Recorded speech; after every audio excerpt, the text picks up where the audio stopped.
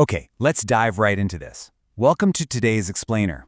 We are looking at something incredibly cool today. We're breaking down a pitch document for a Pixar-style animated concept called The Secret Door in the School Library. And honestly, it is a masterclass in how you build a rich, family-friendly fantasy mystery literally from the ground up.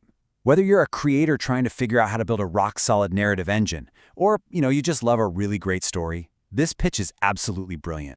So just listen to this hook for a second. Every book tells a story, but what if one book could take you inside it? Wow, right? That is the hook for the very first scene of the pitch, and man, it does exactly what a great hook is supposed to do.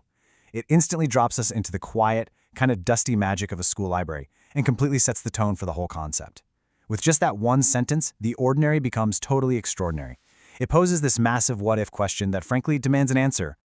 Section 1. A magical premise. So let's talk about how this premise actually works in practice.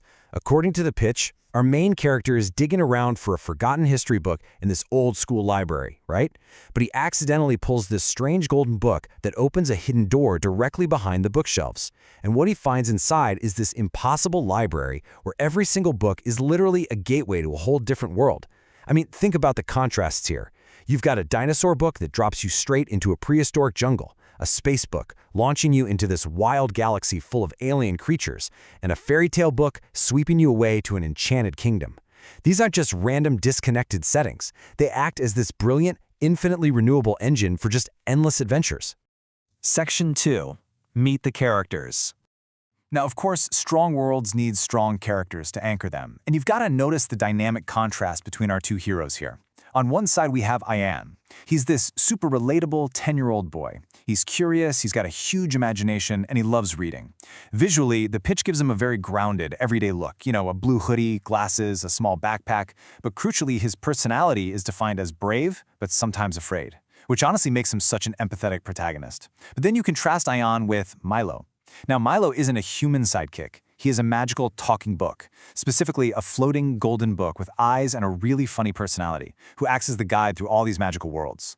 Putting this grounded, slightly anxious kid together with a whimsical, floating book, it creates the perfect buddy comedy dynamic right out of the gate. But, every great fantasy needs a really compelling threat. So enter the Shadow Ink monster. The pitch describes this antagonist as a mysterious creature made entirely of black ink. But it's the monster's motivation that really amps up the stakes. See, it escapes from an ancient villain's book and just starts erasing stories from every other book in the library, literally stealing the words and memories. This introduces this fantastic, urgent ticking clock threat to our setting. Because if our heroes don't stop it, well, the entire library loses its magic forever. No pressure, right? Section 3. The 6-Scene Adventure. Okay, let's map out the actual structure of this thing, because it perfectly outlines a super tight 3 to 4 minute short film. We start with Scene 1, the Forgotten Library, where Ian stays after school and spots a strange glowing light behind an old bookshelf, which delivers that incredible hook we talked about earlier. Then Scene 2, the secret door opens, is our threshold moment. The shelf moves, revealing this doorway filled with colorful lights, and Ian steps into the impossible library. And then boom, the pacing really ramps up in Scene 3, the Magical Worlds. This is billed as this fast-paced adventure montage. The pitch specifically visualizes them flying on a dragon above the clouds, exploring an alien planet, and running through an enchanted forest. But all that fun screeches to a massive halt in Scene 4, The Mistake.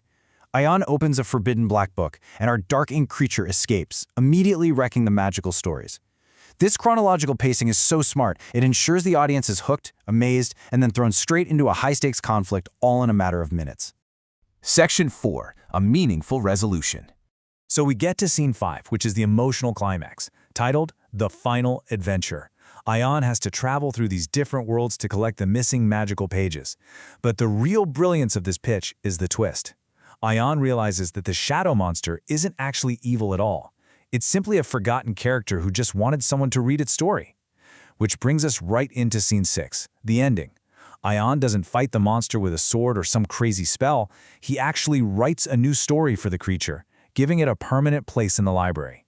The whole library becomes brighter than ever, and it leaves us with this final, profound message. Every story deserves to be heard. It's just an incredibly warm, emotional payoff that brilliantly anchors the whole film. Section 5. The Visual Style. Shifting gears a bit, This pitch also brilliantly illustrates the exact look and feel you need for a family-friendly fantasy like this. It includes a master visual prompt designed to paint a very specific mental picture. We're talking about a cinematic 3D cartoon fantasy heavily leaning into that super colorful, Pixar-inspired style. Just picture it. Our 10-year-old hero standing inside an ancient magical school library where these giant bookshelves literally reach all the way to the ceiling. The environment is so detailed, the air is filled with glowing magical books just floating around, all illuminated by this really warm cinematic lighting. And that secret golden door glowing brightly from behind the dusty shelves, all rendered in a beautiful, high-quality 16:9 landscape format. It's a visual backbone that's instantly inviting, mysterious, and just so deeply engaging. You know, what's truly fascinating about this pitch as a whole is how scalable it is. The document itself smartly notes that this idea is built to expand. It is absolutely perfectly positioned to become a YouTube animated short series. I mean, think about it. Because of how the library works, every single subsequent episode can explore a brand new magical book world. It's basically a limitless format. You've got your central hub, you've got engaging recurring characters, and an infinite number of doors to walk through.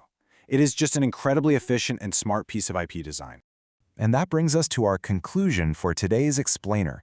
We've seen exactly how The Secret Door in the School Library uses really precise structure, vivid world building, and profound emotional stakes to craft the perfect pitch. But beyond all the nuts and bolts of the story, it's that thematic core that truly resonates. So, drawing directly from the pitch's powerful final message, I want to leave you with this question to chew on.